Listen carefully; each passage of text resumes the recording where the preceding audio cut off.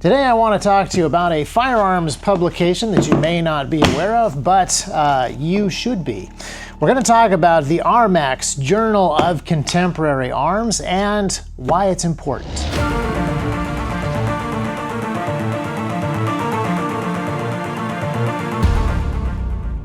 I've probably talked to you about this before in either the podcast or previous videos, but knowledge about firearms is very important. And one of the great things that's happened over the last 30 years of the internet, and kind of more over the last 20 of internet video being a thing, is a wide array of firearms knowledge being accessible to an even wider array of people than before. It's been one of the most fascinating things to move the needle of gun culture, and it's I just can't talk about how great it is. However, there are some limitations to what internet video can do and internet conversations can be, and possibly you've noticed a few downsides with just internet discourse. Sometimes you actually want to have some serious documentation, some scholarly research, some rigorous stuff actually being written down, and that's where books come into play. I think books are obviously very important. It's part of the reason that we've started republishing field manuals here at T-Rex, and we're going to continue to republish those and potentially other books. But I want to talk to you about the ARMAX Journal of Contemporary Arms. This is almost like an academic journal. It is more serious scholarship than you generally get in, say, some of the other periodicals like Guns and Ammo magazine, Pistol Shooters, and things like that. There's value in some of this knowledge. Those are great places to talk about new stuff coming out, experiences that the writers have had with things. But more rigorous research is pretty helpful for certain things. I'm going to explain why. I've also talked in the past about the Second Amendment Foundation and how they started doing really rigorous legal scholarship on firearms rights and responsibilities in America's legal code, all the way back through our history. And they started doing this work decades ago, and I think that that has played a significant role in there being a much better understanding of what American firearms rights should be, what the actual law says. A lot of legal victories like Bruin and some even less notable but important footholds that we've carved out are a result of people really putting in the work, the serious scholarship into those original source documents, those original cases, those original precedents, so that there's a better understanding of how they came to be. Not just surface level understanding, actual deep understanding. And ARMAX is doing that with contemporary arms. Now, when we say contemporary, we mean stuff that's very new, or, there's older stuff in here too, World War I and a little bit before. There's other journals of weaponry that are out there. There's very, very historic stuff, people that look into very specific periods of history, the Peninsular War, War between the states, stuff like that. They limit themselves to historical stuff, and they don't really enter into modern military things. There's also military journals that write very deep and in-depth stuff. And some of those are declassified, and you can get those, and it's very dry study about the military applications of certain things or purchases. A lot of this is available in the common sphere. You can hear people talking about the latest contract that Lockheed Martin got, or that Boeing got, and the various congressmen who bought the stock right before the deal came out. Those kinds of things are pretty widely known. But we don't spend enough time, I think, as a culture, as a people, talking about small arms stuff. So ARMAX, the Journal of Contemporary Arms, is a collaborative work between the Cody Firearms Museum, that has a very large reference library of actual firearms, Helios Press, that actually does a lot of the publishing, but Ares and a few other folks that are involved. I think that this is a really important thing, not just because there is some specific in-depth stuff that is done, study into small things like this shot shell adapter for the M79 grenade launcher. Several pages documenting how that thing came about, how it works, just really good stuff here. But it's important that this happens not just in a military journal, but in a journal that talks about things in a much more general sense. This here is the Autumn and Winter 2023 issue, and the contents are talking about the very first submachine gun that was developed, the OVP for 19 1915, and a lot of the development around the application of this and how it was used in different roles. And this is early stuff. So there's examples of how it was mounted to observation balloons and things like that, trench raids and so forth. Really good photographs of it in use, different ways that it was deployed. But this is in an issue that also has conversations and articles about machine gun needs for the British guys during that same time period. Questions about some of the Japanese Imperial rifles, where they came from and where they went at different times. And then, of course, as I mentioned, the shot shell adapter for those 40mm grenade launchers. So the fact that you have this level of broad, general stuff being discussed, as well as book reviews and stuff that the Cody Firearms Museum is up to, just makes it a lot, I think it provides a lot more context for people than just some of those very specific historical journals or very specific military journals designed for people that are actually inside the armed forces directly. This gives you a much wider idea and scope of things that are really important. In the same way that the Second Amendment Foundation has changed the way that legal analysis of firearms right is done by going back and doing the historical research and bringing it up to date, ARMAX is doing that across many different firearm disciplines and genres and types of history. And it's just a high quality thing too. Like, I love that in the beginning, even before you get to the table of contents, you have these really nice line art drawings of the weapons that are going to be inside this particular issue. The issues come out twice a year. It's relatively expensive, but they're also nicely bound and look good on a bookshelf. So I think they're going to last a long time. And this is something that I think is really important. The internet, as we've talked about before, is not just a place where general and sort of non-specific and I would say fuzzy information promulgates very quickly. It's also a place where people can argue about stuff that's not even true half the time. But the internet is also a very fluid place in other ways. There are articles on the internet that have been changed over time, sometimes without you being aware that they've been changed. There are articles on the internet that will look different to you than they do to me because of our browser settings or browser histories. And AI tools are going to make it even easier to shape the information that you see differently than what I see. And so having some of these documents in hard copy, written form on shelves, I think will be very important for the future. Even though we're talking about past firearm development, these are really important principles that are good to carry on into the future. There's lessons in here that shouldn't be lost, whether it's old OVP prototypes and how they were designed and built, or things that are a lot more recent like that, than how the New Zealand Defence Force switched from the classic Steyr bullpup over to M4s and the process that was involved in that. This was an interesting article to me because I was in New Zealand shortly before this happened, the switchover occurred, and while a lot of the conversation was happening around it. And New Zealand is, once again, joining that long list of countries that had a very futuristic bullpup instead of those clunky old M16s, but now have switched to M4s. I also have a funny story about the New Zealand Defence Force and a particular Steyr AUG, which I will mention at the end of the video, so keep an eye out for that.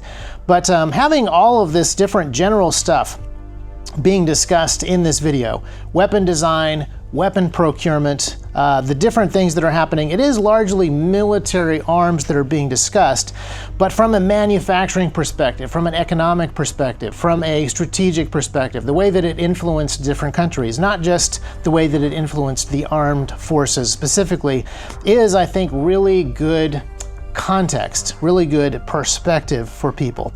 The other thing that's in here that's neat is, as the Cody Firearms Museum continues to add to their very large collection, you can see some of the stuff that they have added to their armory. And some of it is old historic stuff from the distant past, and some of it's historic stuff from relatively recently, like some of these Claridge high-tech firearms that are a little harder to find these days. And sometimes really new stuff as well. So this mix of old and new stuff, I think, is really important. And this research should not be neglected. It shouldn't be something that is only in dry and dusty books. Like, this is very fun and accessible and easy to read. And the museum has a lot of this stuff on display. And so things are documented really nicely in here. There are photographs of specific roll marks or specific mechanical things that are important to know, because it's important that we don't lose this history. It's important that we don't let the conversation about firearms, whether it be firearm ownership or firearm use, be just kind of lost to time and constantly reframed by more modern voices for modern audiences. It's important that we actually know some of this stuff. It's important that we actually remember some of this stuff, whether it is the Chinese-made SKSs, Type 56, Soviet pattern licensed Chinese SKSs, and how those came about and how those factories worked, or stuff about armor penetration, the way that people began to research some of this stuff back in the First World War. It's important that these conversations not be lost and then get reconstructed from dim memories in the future, but that we actually have the information about how the Owens gun was developed down in Australia and why. It's important that we remember this stuff because there is a desire by some folks to reframe that conversation so that a myth, as opposed to the reality, is what is out there. The conversation about firearms will be relegated to something that is, I don't know, sort of verboten. It's kind of taboo. You can see this happening now even in the United States. Firearms are like a separate category of tool. They're like a separate category of physical item. They can't be advertised in certain places. They can't be discussed in certain places. They can't even be seen on certain social media platforms. And so having a place where serious, rigorous study is being done, but in a very accessible sort of way, is very helpful so that these conversations don't go away and some of this evidence remains. And some of it is, like I said before, old stuff that should not be lost to time. This is an article on some of the really fancy firearms that are on display at the Metropolitan Museum of Art. It's a pretty good idea to document these because if I had to guess, these items may not be on display forever. But looking at some of the firearms that were available to aristocrats and noblemen who put this level of detail into them, or sometimes just common Americans, the level of customization that they put into their six guns, and the fact that these are not military arms, these were not restricted to specific people, but that the citizenry could own this stuff. This is an important thing for us to document and to remember to keep in the forefront of the conversation around arms. But again, it's very broad stuff. Another really good article inside of this episode or issue, the Autumn-Winter 2024, the most recent one that has just come out, is talking about Russia's new DMR rifle, or their new precision rifle, which is gas operated. It's the MTS 566, but it has some characteristics with bolt action rifles. And if you look at details of its construction, there are some things that look kind of crude and kind of weird, but as you read more about its actual operation and the way that it's being used, there's some pretty fascinating stuff here that is very modern, very up to date, and this thing is being used in battle as we speak. So yeah, I just have a tremendous appreciation for the work that is being done by Armax and the different writers who are contributing to it. And I don't think that this particular magazine, this particular journal, needs to be subscribed to by everybody in the gun industry.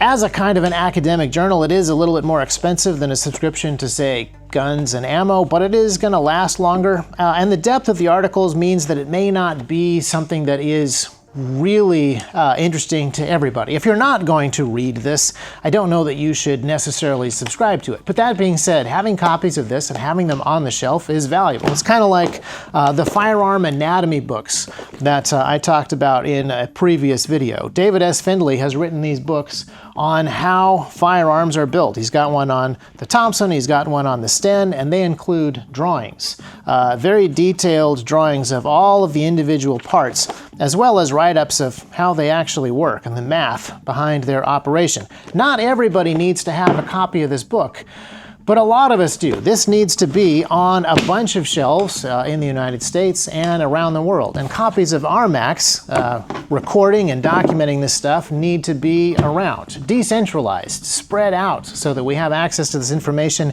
and it isn't lost. Again, I want to say that there's a lot of room for internet discourse and conversation. I am making a YouTube video right now, and you're probably watching one. And I want to say that Ian McCollum and Forgotten Weapons has done a phenomenal job of documenting a whole bunch of historic firearms, firearm trends throughout time, military, civilian, and the crossover, which is usually the most interesting part. And I have to say that is fantastic work. I couldn't be more grateful for that. And video is a great way to talk about some of those pieces, show the disassembly, show the operation. But written words, a little bit more rigorous research and scholarship and footnotes and things like that certainly has its place, which is why Ian McCollum also has been working with Headstamp Publications. And Headstamp Publications also sells back issues of Armax. So if you don't want to subscribe, you just want to get some of the back issues that cover specific topics or specific weapons that you're interested in, you can look into that too. This thing first started publishing in 1987, so I don't know how many back issues there are, but there has been a lot of research and a lot of material covered by this journal in the past many years. And then another feature that I love about this is there are book reviews in the back. These are books that Amazon generally does not suggest to you. The Sniping Rifles in the War Against Japan from 1941 to 1945. I haven't seen that recommended to me, but that is a significant book written by John Walter, published by Osprey Publishing, and it goes into a lot of detail about a very specific weapon platform, its development, and its use. Or the Robin Hood Powder Company. I've never heard of the Robin Hood Powder Company, let alone a book about how it developed over time. But now, thanks to this book review, I'm actually fairly informed on what the Robin Hood Powder Company was developing when it comes to smokeless powder and that whole revolution, and whether or not I should get that book to learn more. So this is a fantastic repository of information, but a lot of these articles,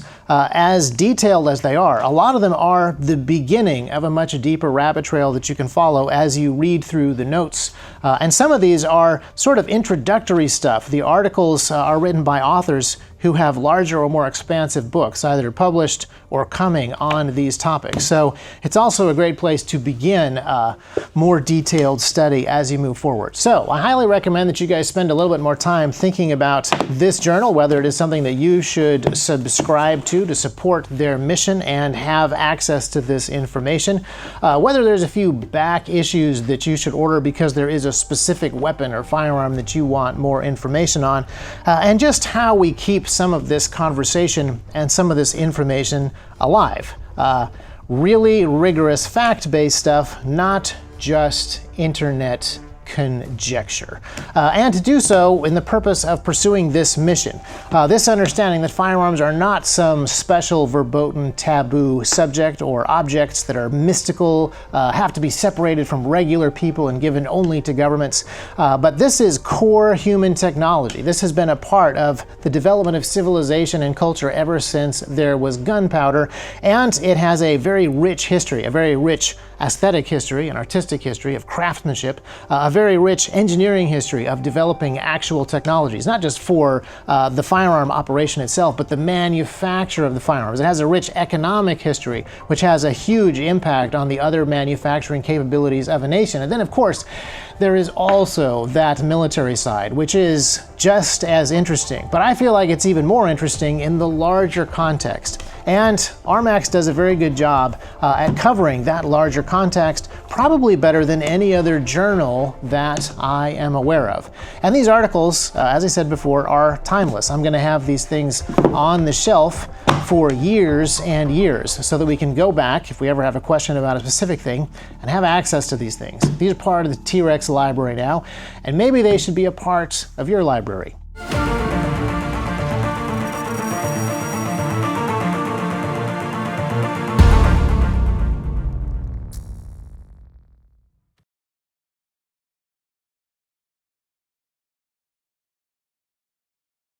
All right, I promised you guys my New Zealand Defence Force story, my New Zealand Army story. I lived in New Zealand for many years, and Armistice Day is celebrated down there, but Anzac Day is their main Memorial Day. And the tradition is, generally, in small towns of New Zealand, they have generally a rifle salute at the beginning of Anzac Day as they raise the flag. And there's a small town whose name I will omit from this story, and there's a big hill behind the town. And the plan was for 2 soldiers to go up there and fire a single rifle salute as the flag was going up. Now, since it's a pretty rugged hill, they didn't want to go up there before dawn. In the dark, they decided to go up before sunset and just camp out up there. It's probably a good idea, knowing the terrain a little bit. But in the middle of the night, they realized that somebody was stealing their rifle. And that as soon as that happened, they were outgunned. So they ran away. These 2 soldiers ran off, and they fled for a little while before they remembered that the rifle was only loaded with blanks. And then they turned around and chased the guy, but they weren't able to catch him. And so, to this day, I am not really sure what happened to that particular rifle. The only thing that I know for sure is that this isn't it. And I don't bring up that story because I want to make fun of those 2 guys or the New Zealand Defense Force specifically, but I do want to point out a principle. If you lose firearm knowledge because your nation has disarmed its populace, you have an issue. Your recruiting pool now knows almost nothing about firearms. They're now more frightened of firearms than they should be. This is an issue that all disarmed populations have. There is a huge training debt that you have to make up when you hire recruits out of a completely disarmed citizenry. And there's some other issues that I think we can see in New Zealand, some other lessons that I think we can learn from. Switching over from a bullpup to a modern M4 is one of the things that went on, but they also switched away from having a relatively capable Air Force when they sold off their A4 Skyhawks. And the plan was to replace those with F-16s, F-16 fighters. This all happened 20 years ago. Even back then, F-16s were pretty old and affordable, but they were also pretty capable. And I don't know if you know this, but New Zealand is an island nation. And so having an Air Force that has the capability to do a little bit of air superiority stuff, shoot down bombers that may be coming from someplace else, kind of handy. Carrying anti-shipping missiles so that they can take down any invading forces, pretty useful for a defense force to have. But the government at the time, led by Prime Minister Helen Clark, wanted to do something different. The Air Combat Force will be disbanded. It's the biggest change in New Zealand defence strategy since the 1930s. Few other Western countries, except those that have been defeated in war, have gone through changes like this, disarming in essence its combat, a full combat side of the armed forces. And so her cabinet bought, instead of F-16, LAV 3s, which are a little bit too heavy to be a light armored personnel carrier and a little bit too light to be a good self-propelled gun. They kind of fall right there in the middle.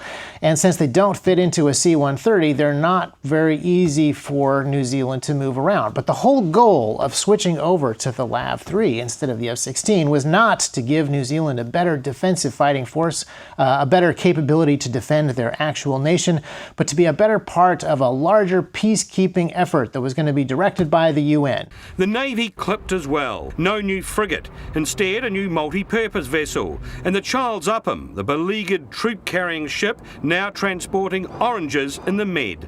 That will be sold.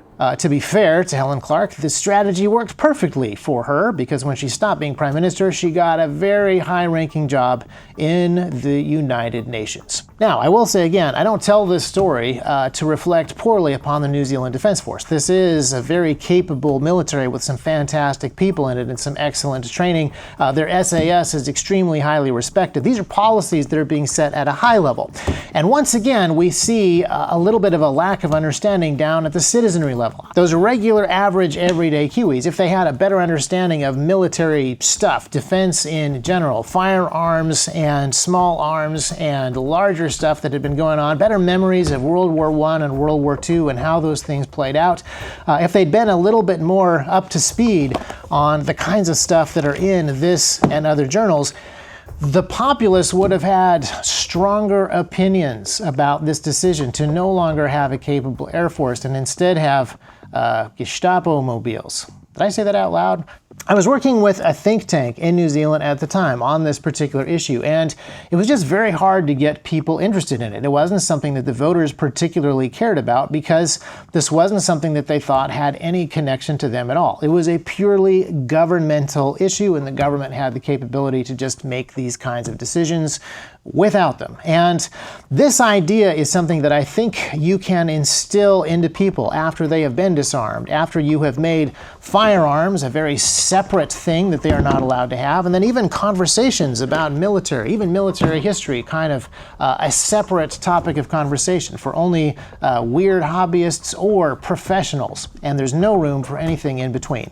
That's why I think it is really important for us to keep up these kinds of conversations and this kind of knowledge, not just in the professional military publications, not just in the hobby sphere, but general citizenry, being aware, familiar, and fluent in this stuff.